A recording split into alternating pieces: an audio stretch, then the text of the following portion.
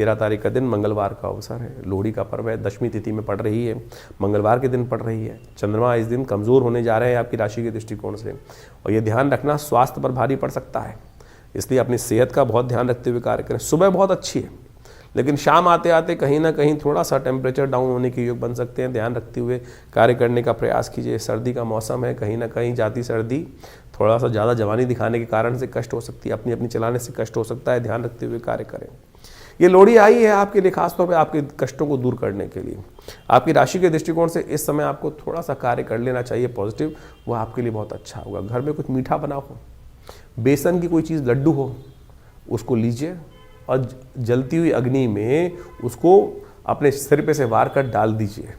लोहड़ी की अग्नि में ये डाल देंगे तो दरिद्रता दूर हो जाएगी, कष्ट दूर हो जाएंगे, और जो भी अनिष्टकारी योग आपकी राशि में बने हुए हैं उसको दूर करने का बड़ा सुंदर अवसर आपके लिए विद्यमान है। मंगलवार के दिन ये लोहड़ी का पर्व पड़ रहा है, कोशिश करें हनुमान जी का सुंदर स्तवन करने का प्रयास करें।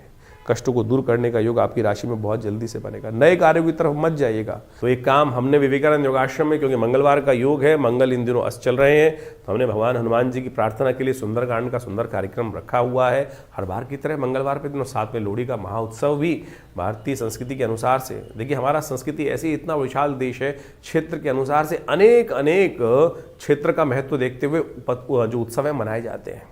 लोहड़ी का भी बड़ा महत्व है। पंजाब इत्यादि क्षेत्रों में यदि हम देखें तो वहाँ पर होली नहीं जलाई जाती, वहाँ लोहड़ी विशेष तौर पर ही जलाई जाती है।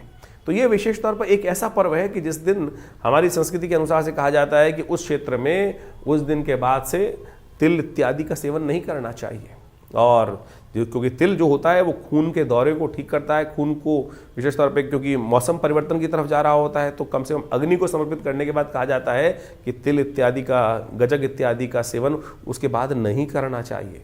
इससे स्वास्थ्य लाभ प्राप्ति के योग भी अच्छे बन जाते हैं, अग्नि को समर्पित कर दी जाती हैं ये सब चीज़ें और हाथ जोड़ लिए जाते हैं। तो इन सब को फुल्लियाँ इत्यादि ये सब, अब तो पूरे साल ही आप फिल्म देखने जाओ तो पूरे साल फुल्लियाँ चलती रहती हैं, लेकिन पंजाब इत्यादि क्षेत्र में इस बात की व्यवस्था की गई थी कि मक्का को भगवान को समर्पित, अग्नि को समर्पित कर दिया जाता है। यानी वो आज्ञा दी जाती है, एक प्राकृतिक तौर पर व्यवस्था बना दी जाती है कि भाई इन दिनों के बाद, अब सर्दी जब दोबारा आरंभ होगी उसके बाद इन सब चीज़ों खाइएगा, नहीं तो स्किन डिसीज परेशान करने के योग बनाएगी। गुड़ इत्यादि का सेवन इसके बाद थोड़ा कम करने का प्रयास करना चाहिए, तिल इत्यादि का सेवन कम करने का प्रयास करना चाहिए। ये क्षेत्र का प्रभाव है, यानी उस क्षेत्र के अंदर ये चीज़ें हमको व्यवस्था रखने का प्रयास करना चाहिए।